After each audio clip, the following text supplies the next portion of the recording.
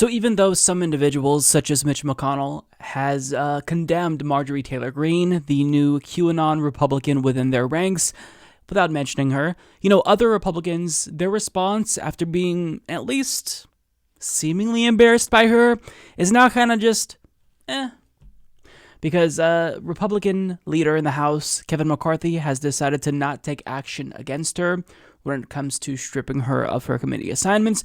And on top of that, reportedly, like half of the Republican caucus gave her a standing ovation when she stood up to speak during a closed-door meeting. So this party has gone full mask off. They're literally embracing someone now who liked a Facebook post threatening to kill Nancy Pelosi. Someone who's openly hostile and vicious and wants violence against her own colleagues. Republicans are like, sure. So if you were wondering what it would be like if Roy Moore was elected, a pedophile, or if a KKK member or someone who self-identifies as a Nazi was elected, how would the Republican Party react? And I think that the answer would be, meh. But behind closed doors, they'd be pretty excited about it. This is the Republican Party. They are absolutely insane. Now, it's funny, the way that they're defending themselves, rather than running away from Marjorie Taylor Greene, which is kind of what they were doing at first, now they're embracing her and they're using whataboutism to defend themselves. So now they're saying, okay, well, we have Marjorie Taylor Greene. She might be a little bit out there, but what about Ilhan Omar? So that's what's happening now. Fox News and Republicans are drawing this false equivalency, trying to compare a QAnon conspiracy theorist who wants other members of Congress murdered to a Muslim woman who is progressive. Yeah.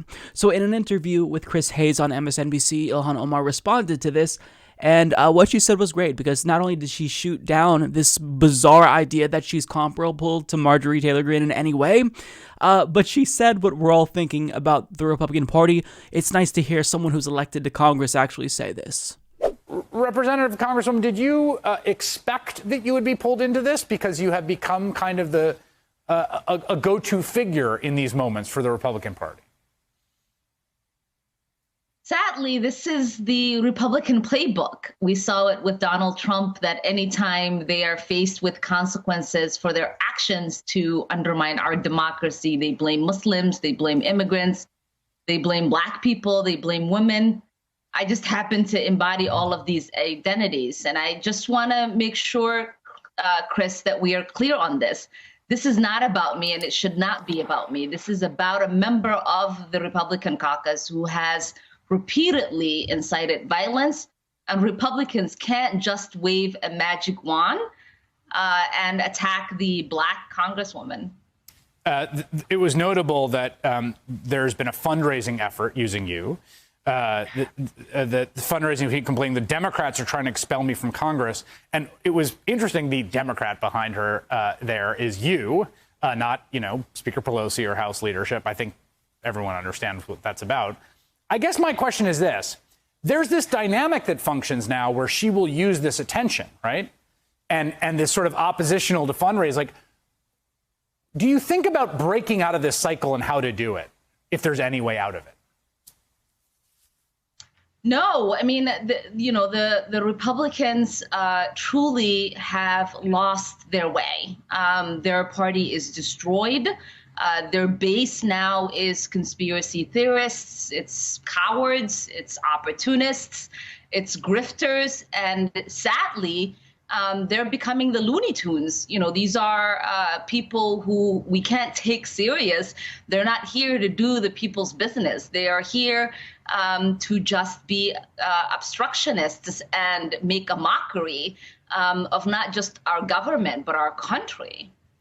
There is, of course, this individual congresswoman who is the subject of this question today in this House Rules Committee attracted attention. She ran because of this ad with her with a gun next to you and other Democratic lawmakers. And, it just seems to me that and you tweeted about this, about feeling like this sense of threat or menace. Alexandria Ocasio-Cortez talked about this. We saw it embodied in January 6th. This is not theoretical. But just the degree to which the idea of physical intimidation, the threat of violence, of menace, of armed people has entered into the oxygen, the atmosphere of the building and the place you work that should be a question of sort of debating politics? Yeah, I mean, and so many people have asked, could there be violence? Could this lead to violence? And, they seem to forget that 5 people have already lost their lives in the events of January 6th, including a Capitol Police officer. Hundreds more people could have. We currently have members of Congress who are moving their offices away because they fear for their lives. Alex talked about the trauma that she's living with and has lived with since January 6th. I sent a text message to my ex-husband and told him, if I don't make it out, please make sure you tell my children I love them. This is not a joke. This is not a game. These people are threatening to our environment. They are threatening our ability to do our work. They are really making it hard for people to survive and exist in a free democracy where debate and discourse is supposed to be celebrated. We are now living in a situation where every single caucus conversation, it's about, where can we find resources for security? How are we supposed to check if our panic buttons are working? Can we buddy up and walk the hallways because we are afraid of our own colleagues? This is insane. No other work environment that is this toxic would sustain itself, and we can't sustain ourselves as members of Congress in this situation. I don't envy the position that they're in. I mean, the individuals who relentlessly attacked them on social media and, called for them to be hung and assassinated, those individuals have infiltrated Congress. They're now their colleagues. So how do you deal with that? Like, how does that body function when you have folks in there who literally want to see violence be committed against the opposite party? Like, it's just such a weird thing to see. Now, I love that Ilhan Omar said the Republican Party, they've lost their way. They're becoming the Looney Tunes. Now, she's wrong because the Republican Party, they never had any sense whatsoever. They have always been lost because conservatism is an inherently morally bankrupt ideology. But to say that they're becoming Looney Tunes, that's absolutely correct. Because this isn't just like the party who brazenly looks out for the rich and gives them tax cuts. This is the party of absolute psychopaths. Folks who believe not just like conspiracy theories that are a little bit kooky, but like the most dumbest conspiracy theories, not even interesting conspiracy theories, literal QAnon conspiracy theories. A 5-year-old would probably have more sense than to think, well, maybe I shouldn't believe that like one random person on the internet is giving us all this insight to what the Trump administration is doing. Like the dumbest of the dumb. Like that's what they've embraced. This is their brand now. But guess what? There's a demand for it. Hence why folks like Donald Trump, Marjorie Taylor Greene, Lauren Boebert are becoming increasingly popular because there is enough Americans who think that way. So what's an issue in America that we all have to kind of think about long term is how do we deprogram people, get them to not believe outrageously stupid and idiotic conspiracy theories, get folks to embrace science and logic and rational thinking. A lot of folks operate using emotion, and that's true for all human beings. But how do we get them to just have some basic level of common sense? Once again, like, I don't know if it's possible so long as the Republican Party props up people like Marjorie Taylor Greene. I don't know. Now, Ilhan Omar is correct that, this is kind of the Republican Party's go-to playbook. They always point to marginalized communities as the scapegoat. It doesn't matter what the situation is. I mean, the Republican Party, their entire critique is the issues that you are experiencing as a working class American. It's not because of our economic system. It's not because of capitalism. It's not because of our corrupted institutions. It's because of these little guys with no money and no power.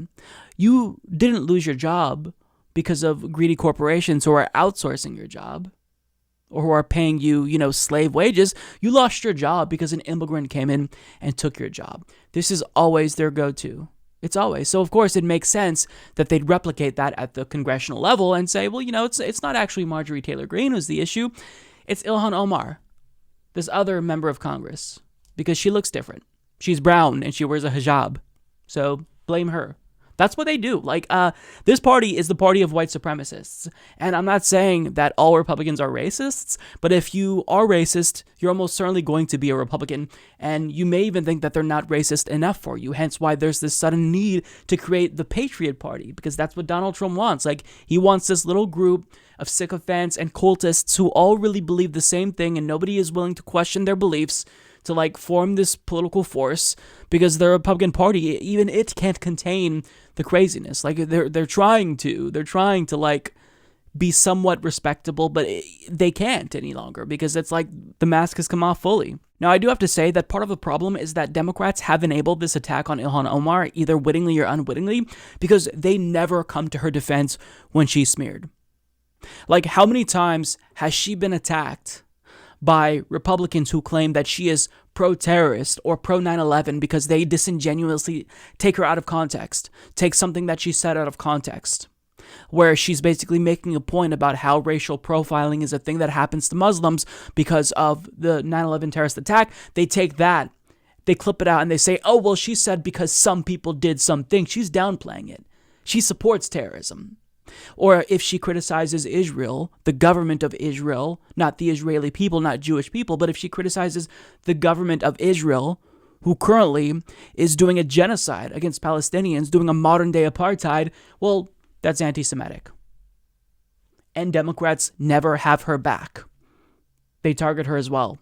So look, I don't think that we really need to even entertain this equivalence between Marjorie Taylor Greene and Ilhan Omar. One of them is completely off her rocker, and the other says things about politics that is politically incorrect. She says things about the Israeli government and the American government, U.S. imperialism, that a lot of folks don't want to hear. So because she's politically incorrect, they'll equate her with someone who is batshit insane, who should probably quite literally be in an insane asylum. And I'm not saying that to, use crazy as a pejorative. I'm saying that because she genuinely needs help. She's not mentally fit to be in Congress. I think that's pretty obvious. Socialism.